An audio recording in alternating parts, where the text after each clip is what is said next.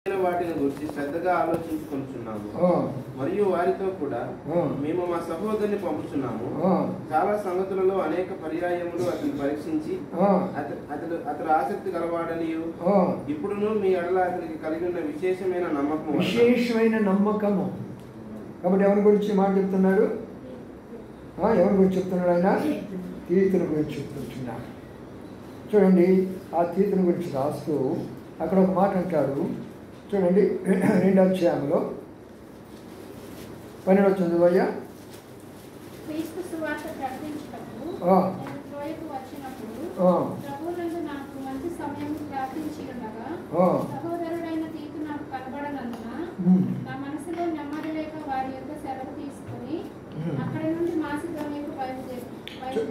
చూడండి, అక్కడ ఉన్న మాట చూసారా?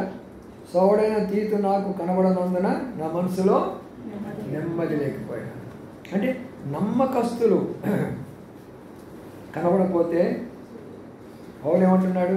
కనబడలేదులే, ఆ బ్రదర్ రాకపోతే ఏమైంది సంఘానికి, ఈ సహోదరి రాకపోతే ఏమైంది సంఘానికి, ఈ యవనస్తులు రాకపోతే ఏమైంది సంఘానికి అనుకోకూడదు. ప్రతి ఒక్కరు కూడా దేవుని ఇంటిలో ఎంతో నమ్మకస్తులు, ఎంతో అవసరమైనటువంటి వారు.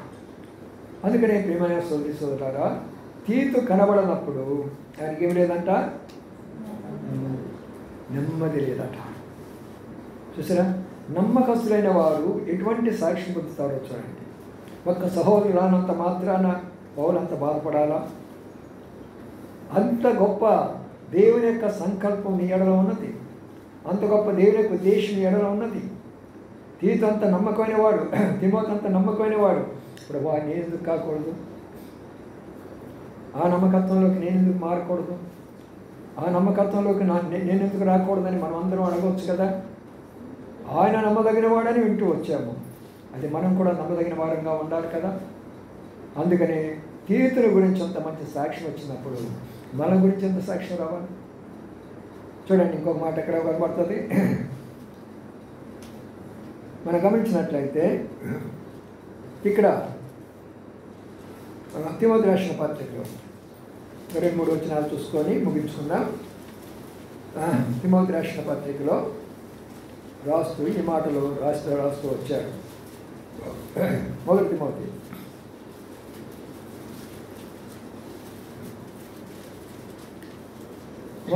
3వ అధ్యాయం చూడయ్యా.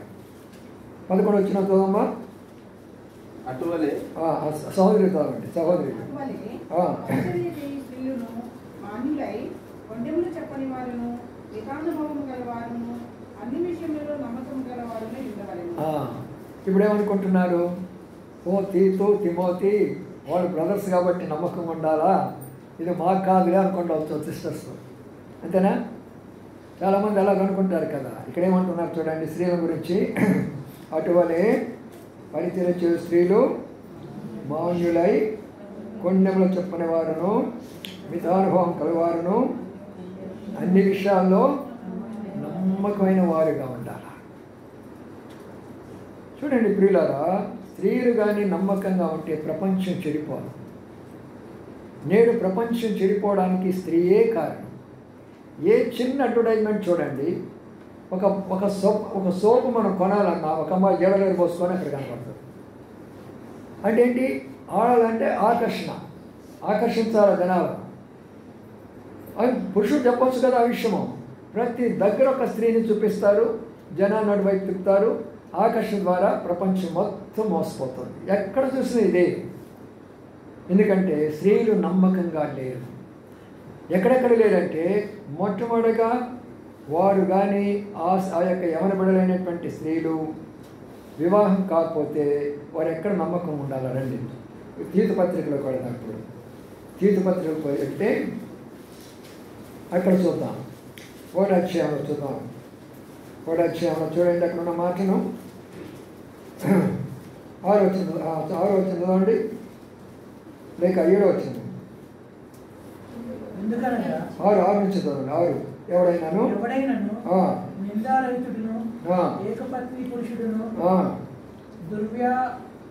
వాళ్ళ విషయము నేరము మోపబడిన వారై అవిధేయులు కాక విశ్వాసులైన పిల్లలకు వాడునై ఉన్న ఎడల అట్టి వారిని పెద్దగా విశ్వాసులైన పిల్లల గలవాడునై అంటే తల్లిదండ్రులకి బిడ్డలు ఎలా ఉండాలంట?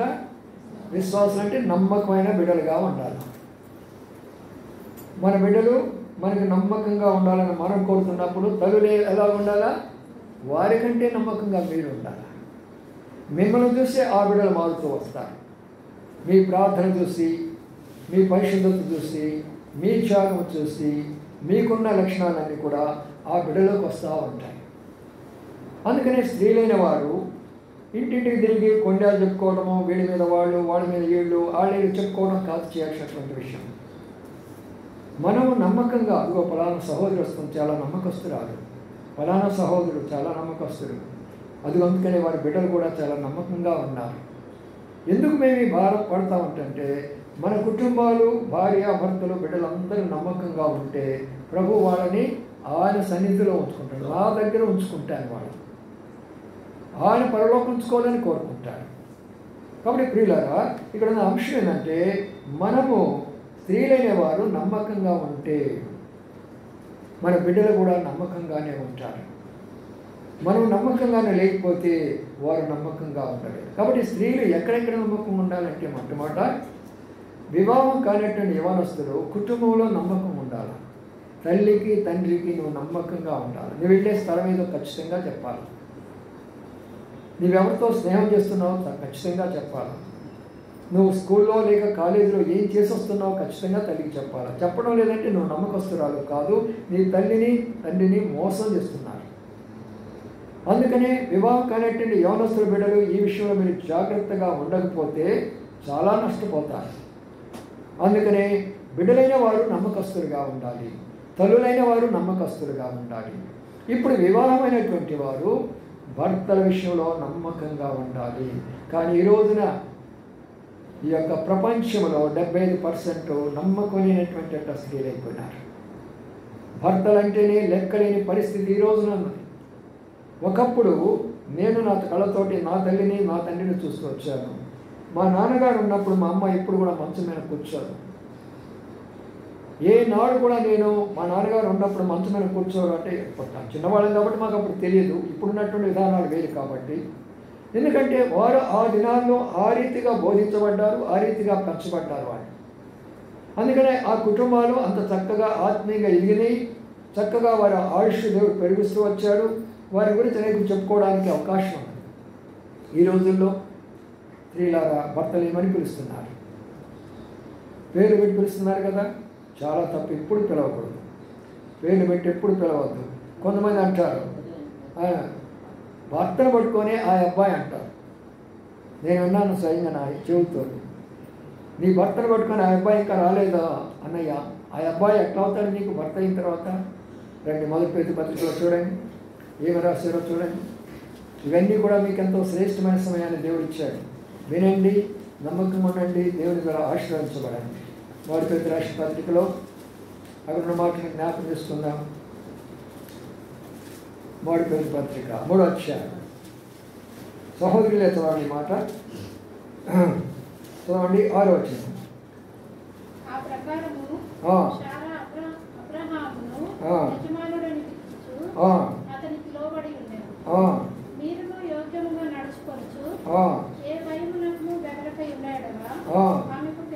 చూసారా పిల్లరా, ఏమంది ఇక్కడ? అబ్రహాము ఏమని పిలిచింది? షారా అబ్రహామా రమ్మని పిలిచిందా?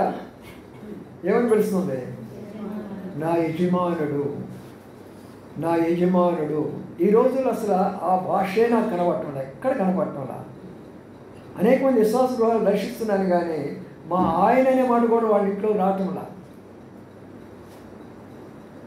ఆయన అనే మాట కూడా వాళ్ళ నోట్లో రావటంలా. వాడి పేరుతో చెప్తుంటున్నారు. ఆ అబ్బాయి ఇక్కడ లేడు అన్నయ్య, బయటికి వెళ్ళాడు అంటాడు. అంకుల్ అబ్బాయి ఇక్కడ లేడు. అబ్బాయి ఏంట్రా బాబు, నాకు ఆశ్చర్యం అయిపోయినాను. అబ్బాయి పెట్టి పిలుస్తున్నాను, కొడుకుని పిలుస్తున్నాను, పిలుచుకుంటున్నానండి. యజమానుని పిలవాలమ్మా. యజమానుడని ఏమని చెప్పింది? 2వ మాట లోబడమని చెప్పింది.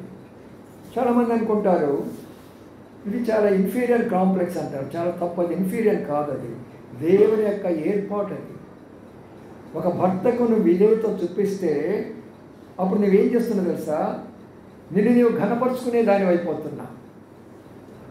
నీ ఘనత ఎక్కడున్నదంటే భర్త చేతిలో ఉంటుంది.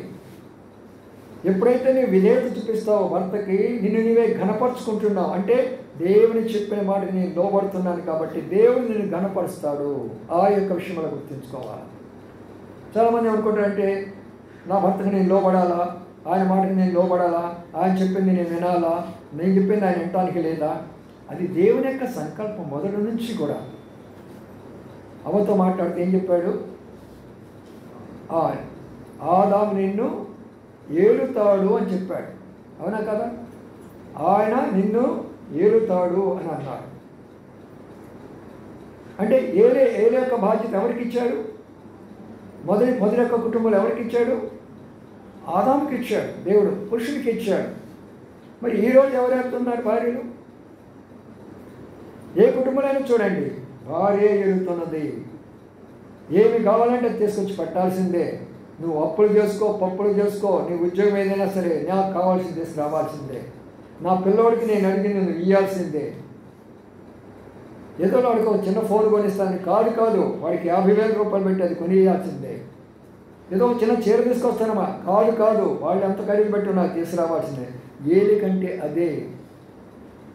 అందుకని నమ్మకస్తులు అనేది దేవుడు చూస్తాడు. నువ్వు ప్రభువుతో ఉండాలని కోరుకుంటే, ఆయన రాజ్యంలో ఉండాలని కోరుకుంటే ఆయన వాక్యానికి లోబడు. దానిని నమ్మకత్వం అంటారు. అందుకని నా ప్రియమైన సోదరి సోదరులారా, నమ్మకస్తులైన వారిని దేశంలో దేవుడు చూస్తూ ఉంటున్నాడు. స్త్రీలారా, ఒక్కసారి పురుషుల విషయంలో నమ్మకంగా ఉండాలి, భర్తల విషయంలో నమ్మకంగా ఉండాలి. ఈనాడు ఆఫీసులో ఏం జరుగుతున్నది? ఇంటిలో ఏమో భర్తగా కనబడతాడు, ఆఫీసులో కన్నా ప్రేమిస్తావు. అది ఎవరికీ తెలియదు అనుకుంటావు, అయితే దేవుడికి తెలుసు. అంటే దేవుడు దీన్ని చూస్తున్నాడు. అక్కడ భర్తలు కూడా అంతే. యవనస్తులు ఇక్కడ ఒక రకంగా ఉంటారు, ఏదో ప్రైవేట్ కంపెనీలో సాఫ్ట్వేర్ కంపెనీలు అంటారు, అక్కడ చేరిపోతారు, అక్కడ ఉన్న వాళ్ళతో సంబంధం పెట్టుకుంటారు, భార్యను లెక్క చేయకుండా ఉంటారు. ఇటు వారు ఎలాగ పరలోకానికి వెళ్తారు, పేరు క్రైస్తవులే. ప్రియమైన సోదరి సోదరులారా, జాగ్రత్తగా ఆలోచించాలి, నమ్మకంగా ఉండాలి చివరి వరకు. అందుకని మనం ఏం చేస్తాము? ప్రమాణాలు చేసినప్పుడు వివాహంలో రోగం వచ్చినా, బాధ వచ్చినా, కష్టం వచ్చినా, శ్రమ వచ్చినా, ప్రాణం పోయేంత వరకు కూడా నేను నీ కొరకై నమ్మకం ఉంటానని అబ్బాయి చెప్తాడు, అమ్మాయి చెప్తాడు. అవునా కదా? ప్రమాణాలు చెప్తారా? నెల దాటితే చాలు, అయిపోయింది ఆనందం అంతా కూడా. ప్రమాణాలు తీసి అవతల పడేస్తారు, అంటే దేవుడు తీసి అవతల పడేస్తాడు. అందుకనే దేవుడు చెప్తున్నాడు, మీరు నమ్మకంగా ఉండండి. తిమోతి నమ్మకంగా ఉన్నాడు, తీతు నమ్మకంగా ఉన్నాడు, సహోదరులు నమ్మకంగా ఉండాలా, చిన్న బిడ్డలు కూడా నమ్మకం ఉండాలా, తండ్రులు కూడా నమ్మకంగా ఉండాలా. అందుకనే ఆయన నమ్మదగిన వాడు, మనం కూడా నమ్మకంగా ఉండాలా. ప్రియులారా, ఆఖరికి ఒక మాట చూసుకొని ముగించుకుందామా? ఆ మాట కూడా చూసుకుందాం. ఇక్కడ మనం గమనించినట్లయితే మరొక విషయాన్ని చూస్తున్నాం. హెబ్రీ రాష్ట్ర పత్రిక 3వ అధ్యాయం 2వ వచనం చదవండి. హెబ్రీ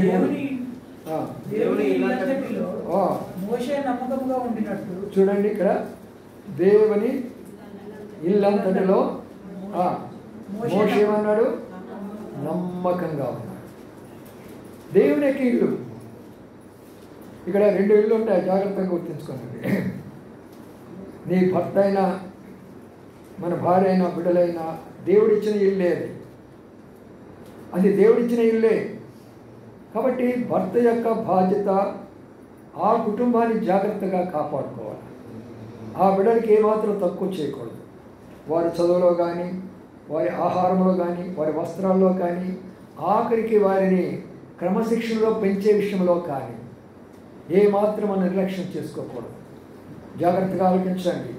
అది దేవుడు నీకు అప్పగించిన ఇల్లు. ఆ ఇంటి నువ్వు నిర్లక్ష్యం చేసుకుంటున్నావు. వెళతావు, ఎప్పుడో వస్తావు, నీ ఇష్టానుసారంగా నువ్వు వస్తావు. ఆమె భోజనం పెట్టమంటావు, కొడుకుని తింటావు, కుమార్తెని తిట్టేసేస్తా ఉంటావు. అది కాదు. అది దేవుడు నీకు ఇచ్చిన ఇంటిలో నువ్వు నమ్మకంగా ఉండాలా. నీ మనసంతా అక్కడే ఉండాలా. నువ్వెక్కడ పని చేస్తున్నా కూడా నా భార్య, నువ్వెక్కడ పని చేస్తున్నా కూడా నా కుమారుడు, నువ్వు ఎక్కడ పనిచేస్తున్న నా కుమార్తె, అది దేవుని యొక్క ఇల్లులో నమ్మకత్వం అంటే. ఈనాడు నేను కూడా అంతే, రోజుకోసారి ఆమె ఫోన్ చేయాల్సిందే.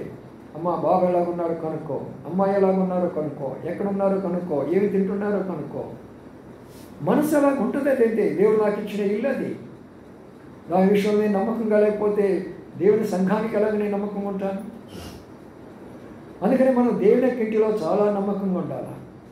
జన్మని దగ్గర ఒక వ్యక్తి ఉన్నాడు, తను చాలా జ్ఞానవంతుడు అనుకున్నాడు. నాస్తికులు ఎక్కువ జన్మ ప్రాంతంలో. సఠన్ అతని పేరు సఠాన్ అంటారు. భార్య ప్రభు నమ్ముకుంది, బిడ్డలు ప్రభు నమ్ముకున్నారు.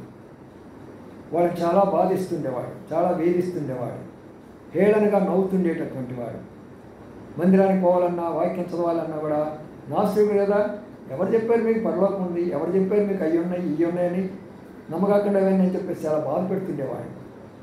పాపం ఆ భార్య ఎంతగానో, అయ్యా నా మాట వినయ్యా, పరలోకం ఉందయ్యా, చెడ్డ అలవాట్లు మానుకో, త్రాగుడు మానుకో, జూదం మానుకో, ఇవన్నీ నమ్మకాకయ్యని ఎంతగానో పెడితే అసలు వినేవాడు కాదు. భార్య మాట కొట్టేవాడు, తిట్టేవాడు, చాలా ఇబ్బందులు పెడుతుండేవాడు, చాలా ఇబ్బందులు పెడుతుండేవాడు. అయితే తను ఏదో గొప్పగా ఫీల్ అయిపోయేవాడు, నేను నాస్తికుడిని, వీళ్ళంత అమాయకులని ఫీల్ అయిపోతుండేవాడు. కొన్ని దినాలు అయిన తర్వాత దేవుడు కార్యం చేయడం మొదలుపెట్టాడు. ఆ కుటుంబంలో ఏమైపోయిందంటే తల్లి చనిపోవడం ప్రారంభమైంది. మొట్టమొదటిగా తల్లి చనిపోయింది. తల్లి చనిపోయిన తర్వాత కొంతకాలానికి బిడ్డలు చనిపోయినారు. ఆ తర్వాత వారు ప్రభు నమ్ముకున్న కారణం చేత చక్కగా ప్రభు ద్వారా దేవదూతలు వచ్చి వారు చక్కగా తీసుకొని ఆ యొక్క పరలోక రాజ్యాన్ని తీసుకొని వెళ్ళిపోయిన తర్వాత మరి కొంతకాలానికి ఈ వ్యక్తి చనిపోయినాడు. ఈ వ్యక్తి వస్తూ ఉన్నాడు. అటువైపు భార్య, ఇటువైపు బిడ్డలు చూస్తూనే ఉన్నాడు. వారి మధ్యలో ఒక అగాధం ఉన్నది. అక్కడికి వెళ్ళి అంటున్నాడు, మీరేంటి అటువైపు ఉన్నారు, నేనేంటి ఇటువైపు ఉన్నాను, రండి నా దగ్గరికి రండి అని ఈయన పిలుస్తుంటున్నాడు. నాస్తికుడు. ఆమంటుంది, అయ్యా నేను నీకు చెప్పాను కదా, భూలోకంలో ఉన్నప్పుడు త్రాగొద్దని చెప్పాను, చెడు పనులు చేయొద్దని చెప్పాను, నాస్తికు ఉండొద్దని చెప్పాను, నువ్వంటే నాకు ప్రేమే, నేను ఎలాగ రాగలను, నా మధ్య నీ మధ్యలో పెద్ద అగాధం ఉన్నది, నేను రాలేనయ్యా అన్నప్పుడు, అదేంటి ఎలాగంటావు, నువ్వు నా భార్య కదా, రా అని అన్నాడు. అరే మీరన్నారండి రా బిడ్డలు. వాళ్ళు అన్నారు, నాన్నగారు మేము అమ్మ మార్గంలోకి వెళ్ళాము, అమ్మలాగా మేము ప్రార్థన చేసుకున్నాము, అందుకని అమ్మ దగ్గరే ఉంటున్నాము, మీ దగ్గర రాలేము, మధ్యలో అగాధం ఉంది, మేము రాలేము నాన్నగారు అంటున్నాను. ఇటు ఈమె ఏడుస్తున్నది భర్తను చూసి, వాడు భర్త కూడా ఏడుస్తున్నాడు. ఆ సందర్భంలో జరిగిన విషయం ఏంటంటే, సరే మీరు రాకపోతే నేను వస్తానని ఒక అడుగు చేసేసాడు. అగాధంలో పడ్డాడు. భయంకరమైనటువంటి అగ్నిగుండంలో పడిపోయినాడు. ఆమె ఎంతగానో ఏడుస్తుంది, ఏడుస్తుంది, ఏడుస్తుంది, ఏడుస్తుంది, బిడ్డలు ఏడుస్తున్నారు. ఇంతలోకి దేవదూతలు వచ్చేసి, అయిపోయింది కదా మీ ఏడుపంతా, రండి అని తీసుకొని వెళ్ళిపోయినారు.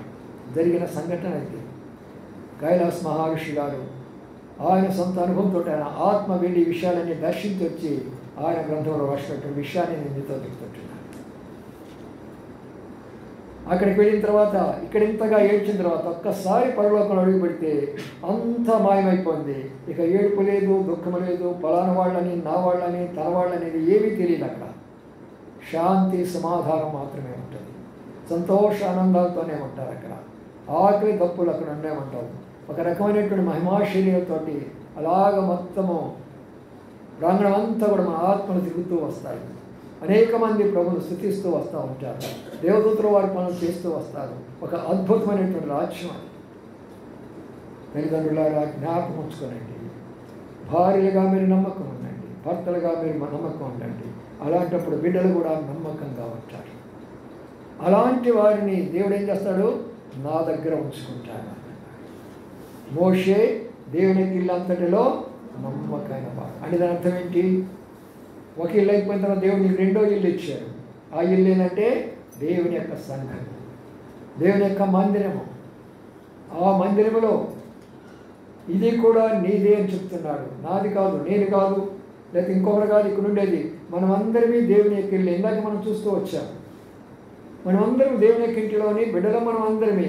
కాబట్టి ఎవరి పని వాళ్ళది, ఎవరి పరిచర్య వాళ్ళది. నేను నమ్మకంగా ఉన్నానా?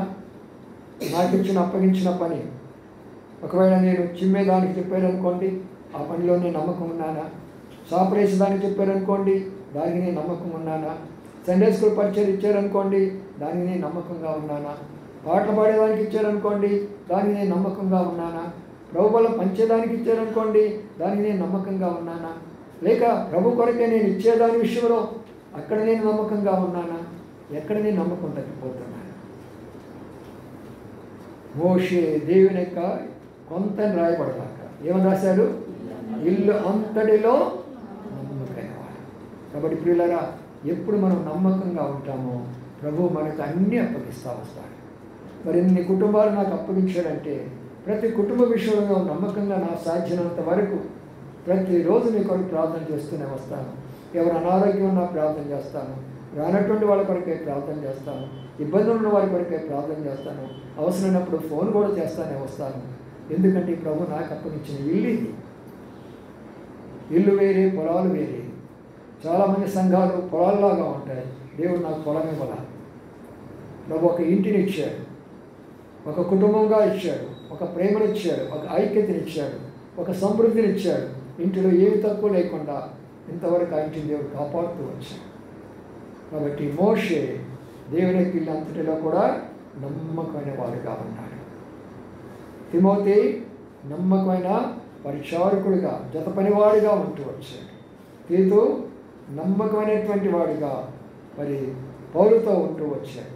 అలాగే నమ్మకమైన సహోదరులు, నమ్మకమైనటువంటి బిడ్డలు, బలా నమ్మకమైన మంచి దాసుడా, నీవి కొంచెంలో నమ్మకున్నావు కాబట్టి నీకు అనేకమైనవి నేను నీకు ఇస్తానని చెప్పాడు. రండి ప్రార్థన చేసుకుందాం. అందరి మొక్కల మీద రండి, కళ్ళు మూసుకుందాము. కొన్ని నిమిషాలు ప్రభు దగ్గర పరీక్షించుకొని మీదట ప్రభువులకు వెళ్ళిపోతాం. ప్రభు ఎంత నమ్మకస్తులో మనతో మాట్లాడుతూ వచ్చాడు. అనేక విషయాలు మనం వింటూ వచ్చాడు.